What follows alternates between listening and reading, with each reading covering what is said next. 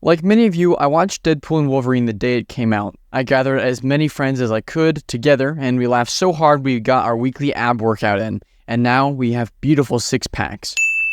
We were just beaming with delight when we found out that our hopes hadn't been crushed, and that Deadpool 3 had managed to be a funny breath of fresh air into the sad studio that we call Marvel.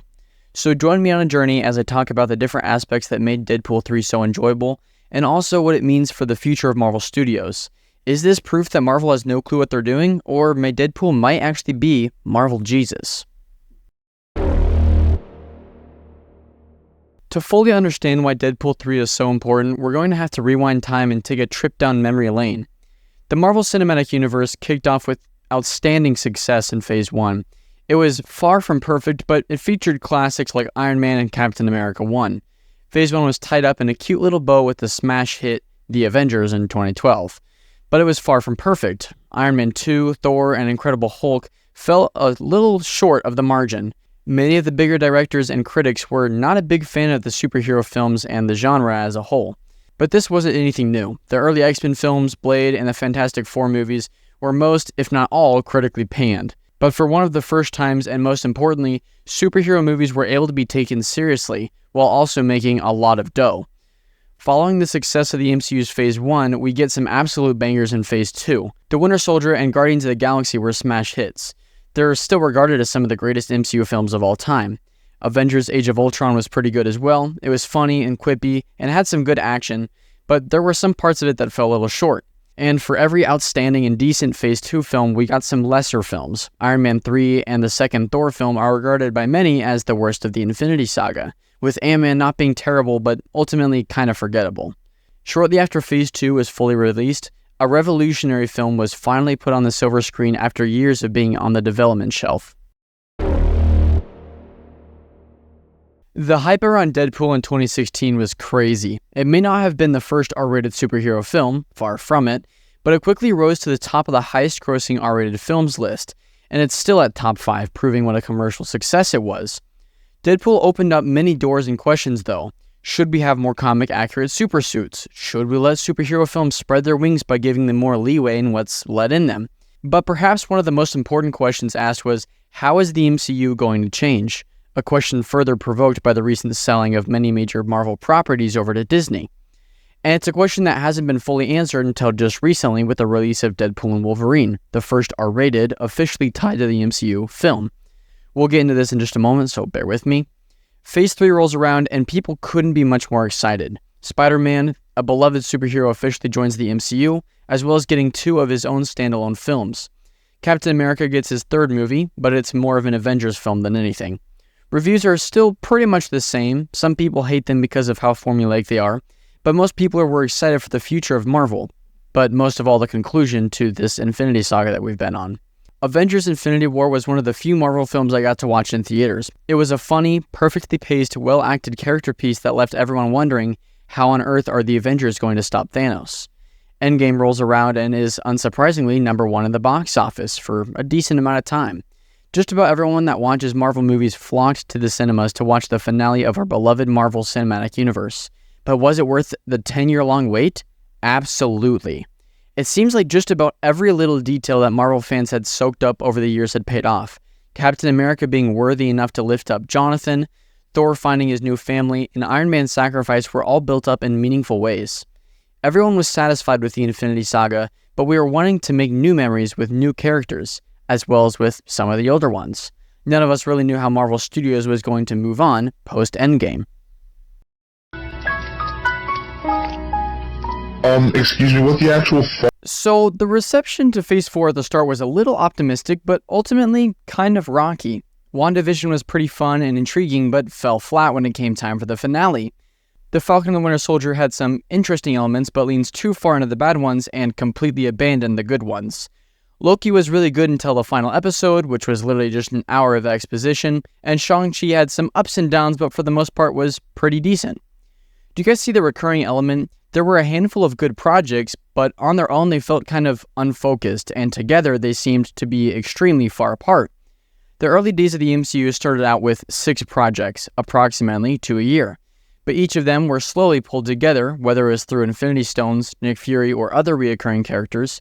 Phase 4 had none of that, and Disney Plus just made it worse. There were now 2 ways to watch some of the projects, but only 1 way to watch all of them. People that didn't want to get Disney Plus for one reason or another were left confused when the theatrical released movies came around. They were missing key components to the puzzle. Somewhere in Phase 4, people checked out. There was too much content, and the stuff that we're getting was unfocused and less than standard. But that's not to say they were all bad. Shows like Moon Knight, Hawkeye, and Loki, as well as movies like No Way Home and Guardians of the Galaxy 3 were all top tier.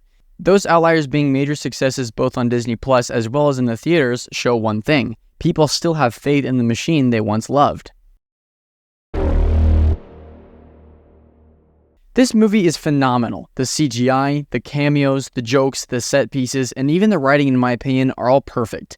This is what a Marvel movie should strive to look like. The cameos serve as the story while also poking fun at previous iterations.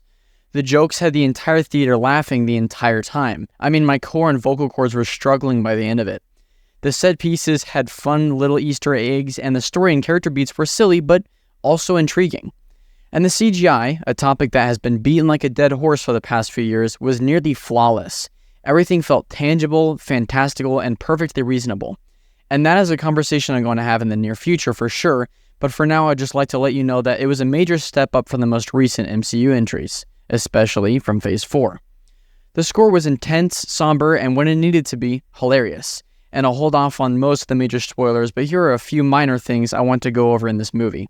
First of all, the recurring Scoutmaster Kevin joke landed so perfectly, I can't stop laughing just while thinking about it. The audience members that were in scouting got it first, and a split second later the rest of the audience was falling out of their chair. Secondly, there were 2 villains in this film. Most of them were fine and had their moments, but Paradox I kind of just forgot about in the 30 minutes that Deadpool had to take a detour. It wasn't until he popped back up again for some reason that I was like, oh yeah, that's right, I forgot about that guy. But he wasn't the main bad guy, so he wasn't entirely important. And at least I'm able to remember his name, unlike that one chick from Secret Wars, every character from Eternals, and that other chick from The Marvels. Now that we've set up everything, we can finally answer the question, what does Deadpool and Wolverine mean for the future of Marvel? Sadly, probably not a whole lot. You see, Deadpool and Wolverine, which I'm going to call DW for the rest of this episode, is special. It's more of an X-Men film. It brings together the classic Fox characters that you all know and love, and is married under the general title of 2 of the most recognizable, fan-favorite characters that are teaming up for the first time. It seems like the only thing they were prohibited from doing, that they were able to do in the previous films, was show cocaine. However, Deadpool spared no time making fun of that. As much as DW is tied to the MCU, it really is a separate entity. No major MCU characters, events, gags, or settings appear in DW, aside from the TVA. And I think this is why DW works as well as it does. It's not tied to the mess that we call modern-day MCU. It even pokes fun at Marvel Studios being at a bit of a low point. Not even just once, but multiple times. It kind of reminds me of DreamWorks when The Last Wish came out.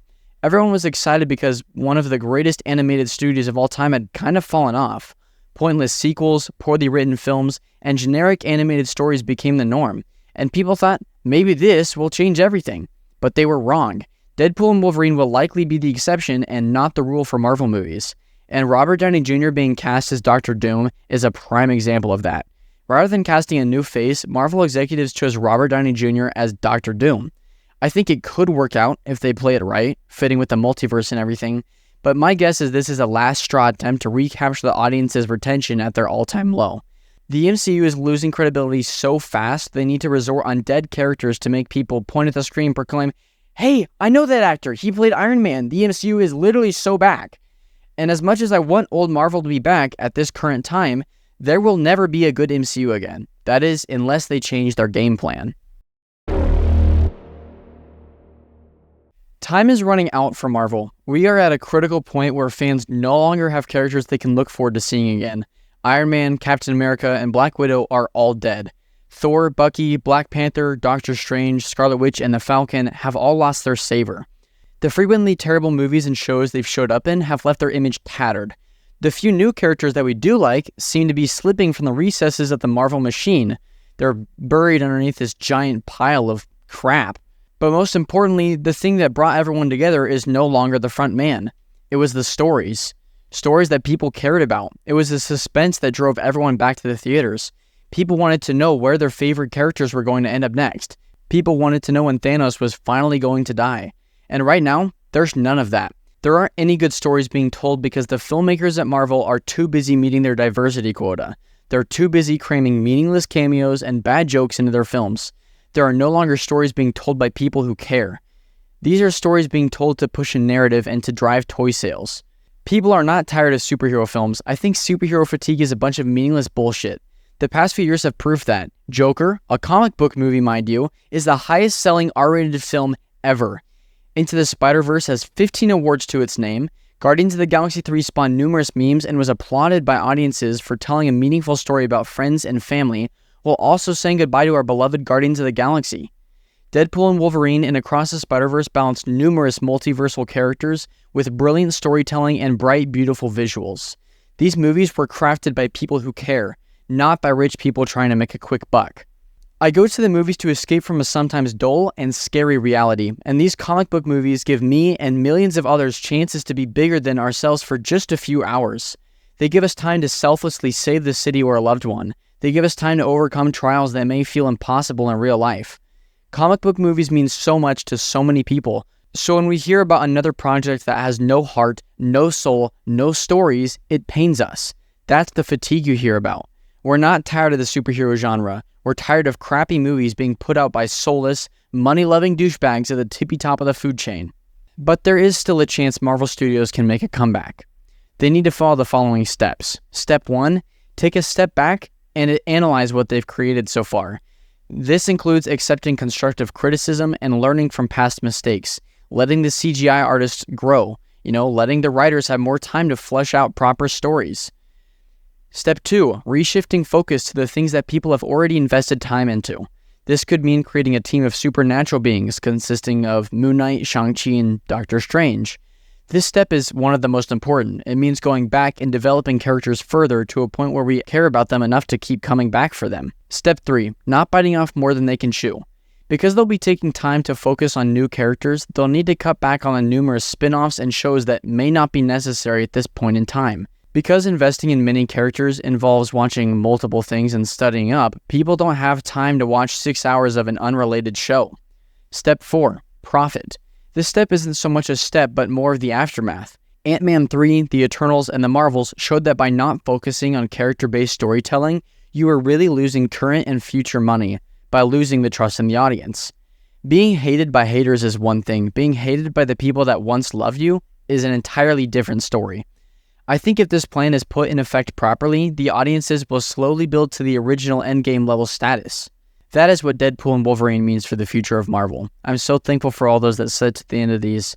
If you enjoyed today's video, sending it to a friend and leaving a like is greatly appreciated. And if you haven't seen Deadpool and Wolverine, go watch and see what you think. Your opinion will always, sometimes, be more important than mine. The footage I used for the Phase 4 segment comes from this really great edit called Grief. It made compiling clips really easy, and they deserve all the credit for the footage. That link will be in the description as well as in the info card. Go check it out if you're interested. If you have any suggestions for videos or editing tips, I'd be glad to hear them in the comments. Disney brought him back. They're going to make him do this till he's 90.